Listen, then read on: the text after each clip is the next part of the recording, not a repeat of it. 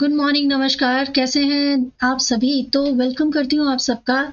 Series एक start हुई है जिसमें हम लोग पीजीटी पीआरटी एग्जामिनेशंस का जो पर्सनल एबिलिटी वाला आपका टॉपिक है ना, जिसमें 50 आउट ऑफ 50 आपको चाहिए ही होते हैं। अगर आपको क्वालिफाई करना है तो इस एग्जामिनेशन में तो आपको बेस्ट मार्क्स चाहिए होते हैं। तो उसके लिए सारे इंपॉर्टेंट टॉपिक मैं आपको करवा रही हूँ।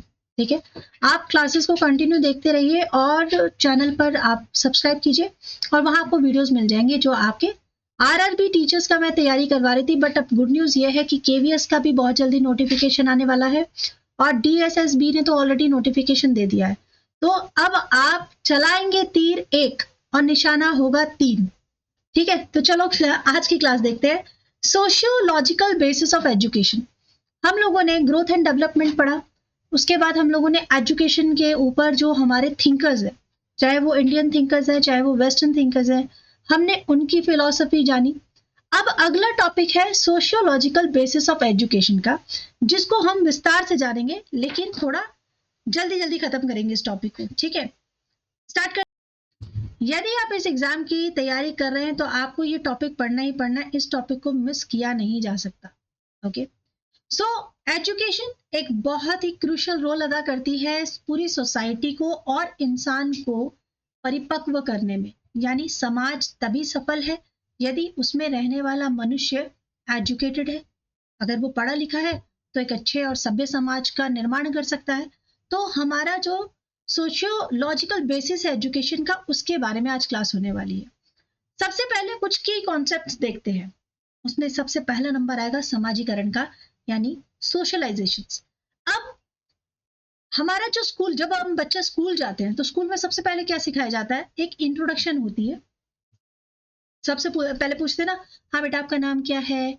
अच्छा, टीचर अपना नाम बताती है, स्कूल से तारफ करवाती है, ये तुम्हारे क्लासमेट्स का नाम है, ये तुम्हारे फ्रेंड्स का नाम है, इस तरह से मिलाया जाता है। तो इंट्रोडक्शन टू सोसाइटल नॉर्म्स, यानी education introduce individual to societal norms, values and culture. आपको ये बताया जाता है कि ऐसा नहीं करना है बेटा, ऐसा करना चाहिए, बड़ों का सम्मान करना चाहिए, टीचर आए गुड मॉर्निंग कहना चाहिए, आप स्कूल से जा रहे हैं आपको नमस्कार करना चाहिए, गुड बाय करना चाहिए। तो ये जितने भी चीजें हैं ये आपको सिखाई जाती हैं। कैसे? एजुकेशन के थ्रू। फिर लर्निंग थ्रू इंटरैक्शन। यदि मैं आपको खाली बैठे बैठे ही बस बोले जा रही हूँ आपको ऐसा करना है, वैसा करना है, ऐसा करना है, वैसा करना है, तो आप कितना ही सीखेंगे। बट जब आप इंटरैक्ट करते हैं, क्लास में जाके बाकी बच्चों से मिलते हैं, तो आप सीख पाते हैं। ऐसा माना जाता है कि बहुत सारे ऐसे टेस्ट हुए जब ये देखा गया कि बच्चे को अगर कोई बात नहीं कर रहा है और बच्चा बड़ा भी हो गया है, 1-2 साल का भी हो गया, तो भी उसे कोई बोलना नहीं सिखा पा रहा है। वहीं कुछ बच्चे आप देखिए 1.5 साल की उम्र में इतना ज्यादा बोलते हैं, आप कहते हैं अरे भाई क्या हो गया इनको, कितना बोल दिए। तो उन्होंने सीखा है। तो लर्निंग थ्रू इंटरेक्शन। और स्कूल जो है वो स्टूडेंट्स को सिखाता है। स्कूल में छात्र क्या सीखते हैं? डिसिप्लिन सीखते हैं, रिस्पेक्ट करना सीखते हैं कि बड़ों का सम्मान करना है, टीम वर्क सीखते हैं कि टीम में मिलकर काम करना है, और एथिकल बिहेवियर सीखते हैं। एथिकल बिहेवियर का मतलब है नैतिक व्यवहार सीखना, कि आपको पता होने चाहिए कि आपके किस काम से किसी को क्या नुकसान होगा, आपको क्या नुकसान होगा, आपको किस तरह से डिसिप्लिन में रहना है, ये सारी चीजें आपको सीखनी होती है। अगला कल्चरल ट्रांसमिशन, यानी संस्कृति का संचार। अब हम जब एजुकेट होना स्टार्ट हो गए, स्कूल जा रहे हैं, पढ़ाई कर रहे हैं, तो हमें वहां पर प्रिजर्विंग ट्रेडिशंस, यानी कि हमारे परंपराओं को भी संभाल के रखा जाता है और हमें उसके बारे में भी जानकारी दी जाती है। ठीक है, और इसमें हमारी मदद एजुकेशन ही करती है। किताबों से हमें पता चलता है कि ये ऐसे त्योहार मनाए जाते थे, ये ऐसा कल्चर था, इस तरह का पहले मतलब जो है धर्म इस तरह से चलता था।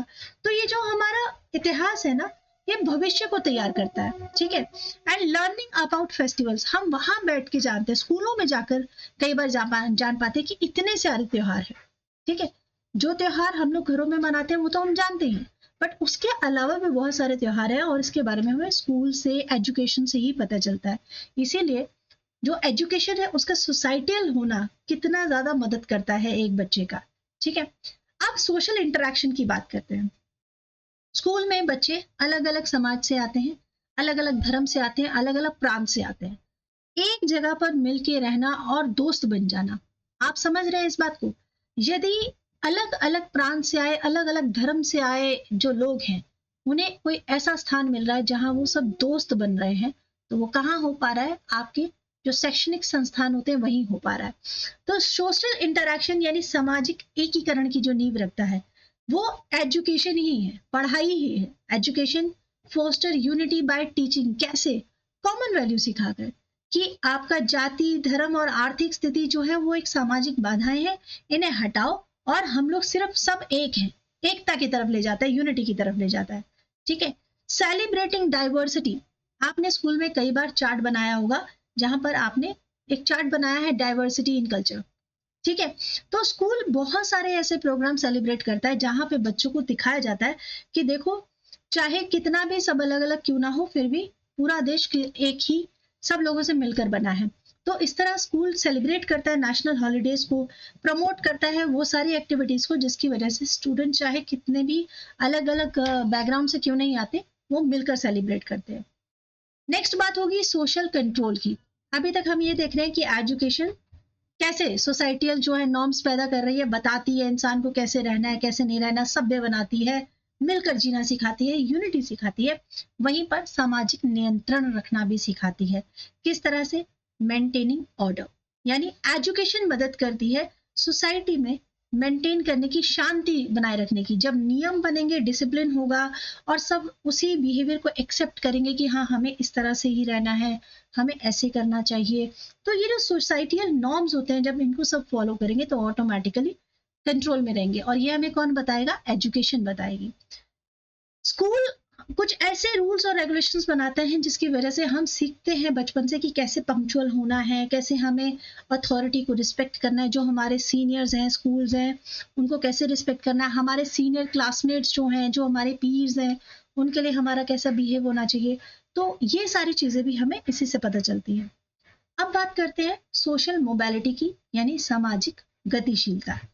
सोशल मोबिलिटी हमें हायर एजुकेशन से मिलती है। फिर हम देखते हैं कि स्किल डेवलपमेंट और इक्वल अपॉर्चुनिटी भी पार्ट अदा कर रही है, यानी एजुकेशन हमें अपॉर्चुनिटी दे रही है जहां हर एक इंसान अपने जो स्टेटस है उसको बढ़ा सकता है। यदि कोई बहुत ही गरीब घर से है और वो बहुत पढ़ाई करके, मेहनत करके किसी बुलंदियों पे पहुंच रहा है, तो ये उसने कैसे किया? उसने एजुकेशन की मदद से किया। तो शिक्षा व्यक्तियों को उनके सामाजिक और आर्थिक स्तर में सुधार करने के पूर्णतः अवसर प्रदान करती है। ठीक है। अब बात करते हैं सोशल चेंज, यानी सामाजिक परिवर्तन। Education act as a catalyst for societal reform and modernization. कैसे? आप शिक्षा, अगर आप पढ़े लिखे हैं तो आप अपनी लाइफ में देखिएगा, और जो पढ़ा लिखा नहीं है वो उसकी लाइफ में झांकेगा। दोनों में जो अंतर है वो अंतर आपको एजुकेट होने के बाद ही मिला है। एजुकेशन सिर्फ वो नहीं कि स्कूल जाकर 4 किताबें पढ़कर आ गए। एजुकेशन का मतलब होता है वो सारी चीजें सीखना जो आपको सभ्य बनाएंगी और आप जो समाज को सभ्यता प्रदान करते हैं। ठीक है। तो सोशल चेंजेस जो होता है, सामाजिक परिवर्तन जो होता है, वो आपको एजुकेशन ही सिखाता है।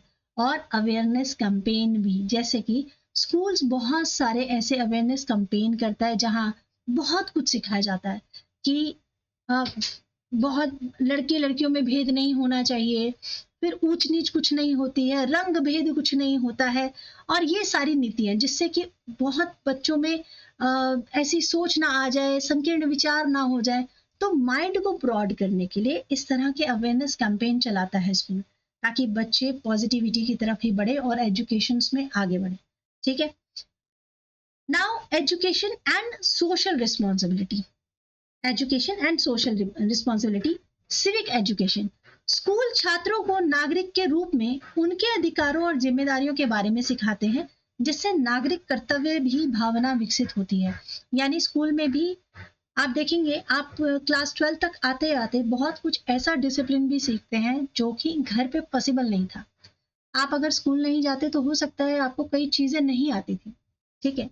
तो ज्ञान और जो परफेक्ट एक एनवायरनमेंट है वो आपको स्कूल देता है। ठीक है। कम्युनिटी सर्विस करना सिखाता है, यानी समाज की आपको कैसे सेवा करनी है, कैसे हेल्प कर सकते हैं आप। एज ए वॉलंटियर आप काम करते हैं, कभी ट्रैफिक में एज ए वॉलंटियर आपको काम करवाया जाएगा, कभी हो सकता है आपको ट्री प्रोटेक्शन के लिए आप कई बार जाते हैं, अपने स्कूल मार्च करने के लिए जाते हैं कि ट्री प्रोटेक्शन करना चाहिए। तो इस तरह की कम्युनिटी सर्विस, और कभी आप आसपास की साफ सफाई के लिए कैंपेन निकालते हैं। तो ये सारी चीजें आपको स्कूल के थ्रू सीखने को मिलती है। फिर ग्लोबल अवेयरनेस, यानी कि एजुकेशन आपकी मदद करता है जो पूरे विश्व में प्रॉब्लम्स चल रही है, ऐसे इशू क्या है, कैसे आपको पता चलेगा कि भाई जीडीपी क्या होता है और किस तरह से ग्रोथ रेट आका जाएगा, पॉपुलेशन बढ़ने से क्या नुकसान होगा, फिर इन्वायरमेंट में कौन सी गैसेस से नुकसान हो रहा है, हमें ग्रीन रेवोल्यूशंस क्या महत्व कैसे समझना है और ग्रीन गैसेस को कैसे बचाना है। तो ये सारे टॉपिक आपके ग्लोबल अवेयरनेस से रिलेटेड टॉपिक हैं जो आप स्कूल में ही सीखते हैं। ठीक है। सो एजुकेशन और इकोनॉमिक डेवलपमेंट, अभी तक हम एजुकेशन और सोसाइटी के बारे में समझ रहे थे। अब एजुकेशन इकोनॉमिक डेवलपमेंट में कैसे पार्ट अदा करेगा। सबसे पहले तो स्किल डेवलपमेंट। आप देखेंगे कि स्किल डेवलपमेंट मतलब क्या होगा कि एजुकेशन जो है आपको इस तरह से रेडी कर देता है कि आप कोई प्रोफेशन करना चाहे, कुछ सीखना चाहे, मतलब यदि मान लीजिए कि मेरे को शौक है, मुझे बहुत अच्छी पेंटिंग करने का शौक है और मैं इसमें कुछ करना चाहती हूँ, तो मेरे को एजुकेशन जो है स्किल डेवलपमेंट के लिए आगे बढ़ाने का चांसेस देगा। हो सकता है कोई कोर्सेज इसमें लॉन्च हो रहे हो और ऐसे इंस्टीट्यूट हो जहाँ जाकर मैं ये सब कर सकती हूँ। तो स्किल डेवलपमेंट में आपको एजुकेशन अगर मदद कर रहा है तो इकोनॉमिकली हम डेवलप होंगे ना, हम कमा सकते हैं, पैसा कमाएंगे, अच्छी जॉब मिलेगी। तो इकोनॉमिक डेवलपमेंट में आपका एजुकेशन इस तरह से मदद कर सकता है। इनोवेशंस के लिए नए नए आइडियाज आपके मन में तो आ जाते हैं, बट आप उसको कैसे करके कामयाब कर सकते हैं, उसमें रिसर्च करना है, उसमें कैसे आगे बढ़ेंगे, तो इन सब के चांसेस भी आपको कौन देगा, आपकी एजुकेशन देगी। ठीक है। फिर आप इंटरप्रेन्योरशिप मीन्स जब आप किसी बिजनेस के ऑनर बनते हैं। ठीक है। ये वर्ड बहुत ही अजीब वर्ड है, इस वर्ड में भी थोड़ा सा मेरा हमेशा ही गड़बड़ होता है। तो इंटरप्रेन्योरशिप करने के लिए आपको क्या क्या जरूरत पड़ेगी। आप किसी की अगर कोई आपके मन में आइडिया आ गया कि मैं ये बिजनेस कर सकता हूँ, ये मेरे मतलब कुछ नया होगा, ऐसा कुछ करना है, तो अब इकोनॉमिकली आप पैसा वैसा तो अरेंज कर लेंगे, बट एजुकेशन ही तो आपको मदद करेगी ना। आप आइडियाज कैसे आपने उसको यूज किया, फिर आपको अगर लोन लेना है तो बैंकिंग कैसे आप यूज कर सकते हैं, या फिर आप किस तरह से अपने बाकी के जो ऑप्शंस हो सकते हैं, कैसे आप इस स्किल्स को जो है ब्रॉड वे में यूज करेंगे। तो एजुकेशन आपको एक ऐसा बढ़ावा देती है जो आपको आगे बढ़ाने के लिए, रोजगार पैदा करने के लिए मदद करती है, और आर्थिक तौर पर आप एकदम मतलब कहते हैं ना कि हाँ मैं इंडिपेंडेंट बन गया। तो कैसे बने आप, एजुकेशन ने आपकी मदद की है। एजुकेशन, अब जेंडर इक्वालिटी, अब इसके ऊपर बात कर लेते हैं। तो ये हमने ऑटोमेटिकली कई बार बात की है, फिर से करते हैं कि एजुकेशन बहुत सारे ऐसे हमारे सामने सीक्वेंस लेकर आती है जब हमें पता चलता है कि लड़का लड़की में कोई डिफरेंस नहीं है। ठीक है। जो कि समाज में बहुत सारे भेद उत्पन्न किए गए हैं, बहुत सारे डिफरेंसेस उत्पन्न किए गए हैं, बट जब हम स्कूल में पढ़ रहे होते हैं, जब हम कॉलेज में पढ़ रहे होते हैं, एजुकेशन के एरिया में होते हैं, तो वहां हमें फील भी नहीं होता कि कोई डिफरेंस है। ठीक है। स्पोर्ट्स में आप देखिए लड़कियां सबसे आगे हैं आज के डेट में। तो एजुकेशन बहुत ही क्रूशल रोल कर रहा है जेंडर इक्वालिटी को प्रमोट करने के लिए, और स्कूल्स भी ऐसे बहुत सारे रोल कर रहा है जहां पर हमें पता चलता है कि सब इक्वल है। ठीक है। Now education and technology. तो आज हम उन सभी की कॉन्सेप्ट पे बात कर रहे हैं कि एजुकेशन हमारे किस किस की रोल से जुड़ी हुई है, एजुकेशन सोसाइटी से कैसे जुड़ी है, एजुकेशन टेक्नोलॉजी से कैसे जुड़ी है, एजुकेशन इकोनॉमिक डेवलपमेंट से कैसे जुड़ी है, तो हमें पढ़ना ही क्यों है, वो चीज यहाँ पर हमें देखना है। एजुकेशन एंड टेक्नोलॉजी की अगर मैं बात करूं तो डिजिटली हम लिटरेट होते हैं। हमारे ही घर पर हमसे बड़े एज के हमारे माता पिता हैं, उनसे भी बड़े एज के हमारे नाना नानी दादा दादी हैं। ठीक है ना। एज के बड़े होने से क्या वो हमसे ज्यादा डिजिटली लिटरेट है, क्या हमसे ज्यादा वो जानते हैं? तो ऐसा तो नहीं है। कारण क्या है? कारण है हम उस फील्ड में है, हम एजुकेशन फील्ड में है, हम एजुकेटेड हो रहे हैं, हमें स्कूल में सिखाया जा रहा है, हमें कॉलेज में सीखने का मौका मिल रहा है कि डिजिटली लिटरेसी क्या होती है, हमें प्रिपेयर किया जा रहा है। तो एजुकेशन यहाँ पर टेक्नोलॉजी की मदद करती है और आधुनिक हम तैयार करते हैं अपने आप को डिजिटल कौशल के लिए। Global connectivity, if you are ready technically then already आप बहुत सारे कनेक्ट बना रहे हो पूरी दुनिया से। आप यहाँ बैठे बैठे स्कॉलरशिप एग्जाम के लिए यूएस के लिए तैयारी करते हैं। बहुत सारे ऐसे स्टूडेंट्स हैं जो 12th तक आते आते स्कॉलरशिप एग्जाम दे रहे होते हैं मल्टीपल इंटरनेशनल यूनिवर्सिटीज के लिए। तो एजुकेशन ने हमें टेक्नोलॉजिकली कितना मतलब रेडी कर दिया है समाज में आगे बढ़ने के लिए। तो ये सारे कारण जो है, ये सबके कारण है हमारा एजुकेशन, और वही हमें प्रिपेयर करता है। इनोवेटिव लर्निंग यानी कि कुछ नया सीखने के लिए एजुकेशन ने टेक्नोलॉजी को मतलब सभी के लिए इतना पर्सनलाइज कर दिया है कि सब कोई सीख सकता है, सबकी अपनी उड़ान अपनी सोच के द्वारा जुड़ सकता है। ठीक है जी। अब जब हमने ये देख लिया कि एजुकेशन हमें हर सेक्टर में हेल्प कर रहा है, तो अब हमें थोड़े से चैलेंजेस भी पढ़ने होंगे। तो वो क्या चुनौतियां हैं जो एजुकेशन में आ रही हैं? सबसे पहले एक्सेस टू क्वालिटी एजुकेशन। इतने सारे स्कूल्स हैं, गांव में भी स्कूल्स हैं, शहरों में भी स्कूल हैं, बड़े बड़े जगह पर भी स्कूल हैं, लेकिन क्या सभी को क्वालिटी एजुकेशन मिल रही है? क्या सभी को वो गुणवत्तापूर्ण शिक्षा मिल रही है? तो ऐसा बिल्कुल नहीं है। और ये भी नहीं है कि कोई स्कूल छोटा है तो वो अच्छा एजुकेशन नहीं दे पाएगा। ये सारी चीजें यहाँ पर आती ही नहीं है। बट ये चैलेंज बन जा रहा है। बहुत सारे स्कूल नाम के बहुत बड़े हो गए हैं, लेकिन एजुकेशन के नाम पे कुछ नहीं है। तो access to quality education is another challenge in education. Bridging the digital divide. अब ये जो एक्सेस हो गया है टेक्नोलॉजी का, इसकी वजह से बहुत सारा हम लोग देख रहे हैं कि हम बाकी की दुनिया से थोड़ा सा पिछड़े हुए हैं। तो हमें वहां तक पहुंचना होगा, हमें वहां पर छलांग लगानी है। तो हम वहां कैसे पहुंचेंगे? जब हम डिजिटली डिवाइड का जो गैप है उसको धीरे धीरे पूरा कर पाएंगे। क्योंकि अभी सारे स्कूलों में आप देखेंगे कंप्यूटर क्लास होती है हफ्ते में एक दिन। कंप्यूटर कितने हैं? 4-5 कंप्यूटर है लैब में, या 10 कंप्यूटर में लैब, कंप्यूटर लैब में कंप्यूटर है। बट स्टूडेंट्स क्या उतना सीख पा रहे हैं? तो हम डिजिटली उतना कैसे मतलब इंडिपेंडेंट हो पाएंगे? ठीक है। नेक्स्ट है adapting to changing job markets, यानी कि शिक्षा को उतना विकसित होना जो कि हम जितना हमें वर्कफोर्स चाहिए। अब मान लीजिए कि मैं जॉब, अभी आज की डेट में बहुत सारे लोग कह रहे हैं कि मार्केट में जॉब नहीं है, अनएम्प्लॉयमेंट बहुत सारा है। तो इसकी दुविधा को अच्छे से समझना जरूरी है। कारण क्या है? बहुत सारे आपको लोग मिलेंगे जो आए दिन टीवी पे इंटरव्यू देते रहेंगे, हमारे पास जॉब नहीं है, ये सरकार की गलती है, ये। और अगर आप उनसे पूछेंगे आपकी एजुकेशन क्या है, तो शायद वो ठीक से बता भी नहीं पाएंगे।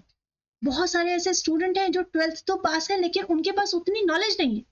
मतलब आपने किताब में थोड़ा पढ़ाई करके एग्जामिनेशन तो पास किया, लेकिन स्किल्ड आप जीरो हैं, कुछ आपने सीखा ही नहीं। तो फिर आप जॉब कैसे पाएंगे? तो ये जो जॉब मार्केट में चेंजेस आ रहे हैं, आपको ये भी अडॉप्ट करना पड़ेगा, सीखना पड़ेगा। ये सारे चैलेंजेस हैं हमारे एजुकेशन के लिए। What is the future of education? तो फिर अगर ये सब चैलेंजेस हैं, तो हमारे देश का जो फ्यूचर है एजुकेशन में वो क्या है? Technologically integration. यदि मैं पॉजिटिव वे में सोचूं, तो मैं देख रही हूँ कि हमारे स्कूलों में हमें एआई के बारे में पढ़ाना स्टार्ट हो चुका है। आर्टिफिशियल इंटेलिजेंस आप बहुत सारे लोगों के मुंह से सुन रहे होंगे। तो टेक्नोलॉजिकल इंटीग्रेशन का काम स्टार्ट हो चुका है। बहुत सारे स्कूल्स जो हैं अपने स्कूल में सिर्फ एक नॉर्मल कंप्यूटर रूम बनाने के बजाय उसमें थोड़ी चेंजेस कर रहे हैं। जो ब्लैक बोर्ड था वो थोड़ा डिजिटल होता जा रहा है। आप देखेंगे कि व्हाइट बोर्ड में पढ़ाई होने लग गई है। आप देखेंगे वीडियो लेक्चर्स हो रहे हैं। तो इस तरह से हम टेक्नोलॉजिकली थोड़ा सा डेवलप कर रहे हैं as per the education. Then personalised learning.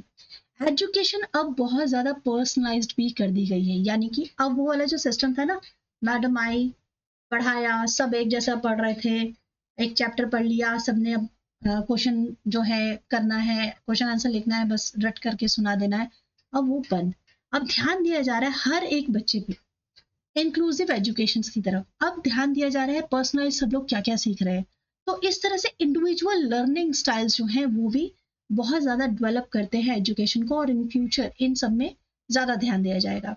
Global collaboration, या बहुत सारे स्कूल्स में अब आप देखेंगे, अभी रिसेंटली आप स्कूलों में जाके देखिए, जब आपका बच्चा 10th के आसपास आ रहा है तो उसके लिए बताया जा रहा है कि आप स्कूल में जो है एक एग्जीबिशन हो रहा है, मल्टीपल यूनिवर्सिटीज आ रही है और अलग अलग जगह से आ रही है, not only that same states but वो मल्टीपल स्टेट से आ रहे हैं। तो इससे क्या होगा, एक कोलैबोरेशन स्टार्ट होगा। Then when you complete your study, तो आप ग्रेजुएशन के लिए इंटरनेशनल लेवल पर भी स्कॉलरशिप एग्जाम देकर इंटरनेशनली भी आप यूनिवर्सिटी ज्वाइन कर सकते हैं। बहुत सारे ऐसे प्राइवेट कॉलेजेस हैं, बहुत सारे ऐसे प्राइवेट इंस्टीट्यूट्स हैं जिन्होंने टाई अप किया है, जो आपका जैसे MBA करवा रहे हैं तो 2 साल का इंटीग्रेटेड अगर कोर्स भी है, 2 साल वो इंडिया में पढ़ा रहे हैं, अगला 6 मंथ वो इंटरनेशनल जहां जिस यूनिवर्सिटी से टाई अप किया हुआ है वहां पढ़ा रहे हैं। तो ये जो कोलैबोरेशन है ये भी हमारे देश का फ्यूचर एजुकेशन का बहुत अहम हिस्सा है। तो ये सारे जितने भी इंपॉर्टेंट टॉपिक थे, ये टॉपिक आपका रिलेट करता है एजुकेशन से, और हम यही तो पढ़ रहे थे, ठीक है ना। यही टॉपिक था कि सोशियोलॉजिकल बेसिस ऑफ एजुकेशन क्या क्या है, क्या क्या की कॉन्सेप्ट है। आई गेस अब आप लोगों को ये क्लियर हो गया होगा। इससे रिलेटेड क्वेश्चंस नेक्स्ट वीडियो में करेंगे जो इंपॉर्टेंट MCQ होंगे प्रीवियस ईयर PGT और TGT से लिए हुए।